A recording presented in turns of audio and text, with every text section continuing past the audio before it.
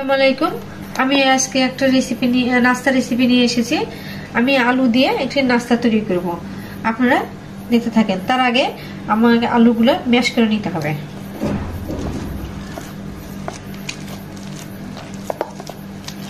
আমি ম্যাশ করে নিয়েছি, এখন মশলাগুলো মিশিয়ে নিব। প্রথমে পেঁয়াজ কুচি দিয়ে নিব, পুদিনা পাতা একটু দিলাম, একটু কাঁচা মরিচ,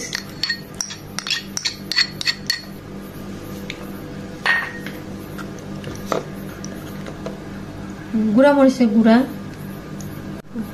হলুদের গুঁড়া, মশলার গুঁড়া, গরম মশলার গুঁড়া, জিরার গুঁড়া, ধনিয়ার গুঁড়া,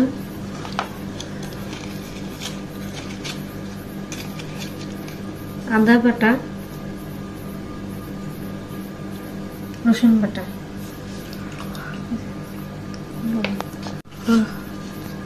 স্বাদ মতো লবণ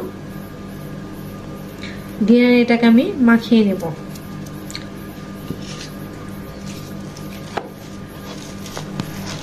আমি দুটো ডিম ফেটিয়ে নেব।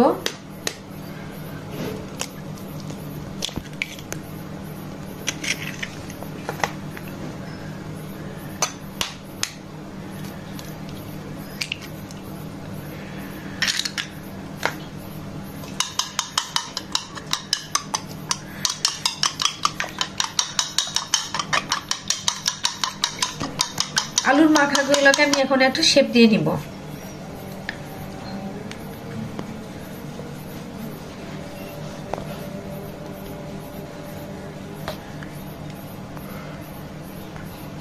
আলুর এটাকে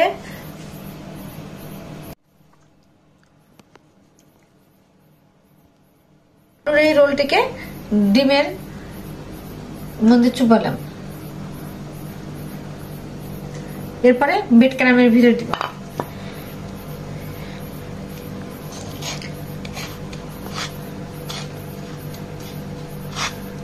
আলুর রোলগুলো ভাজার জন্য চুলাতে তেল দিয়েছি, ফ্রাই প্যানে তেল দিয়েছি। আমি এখন এটা ভেজে নেব। বিসমিল্লাহ।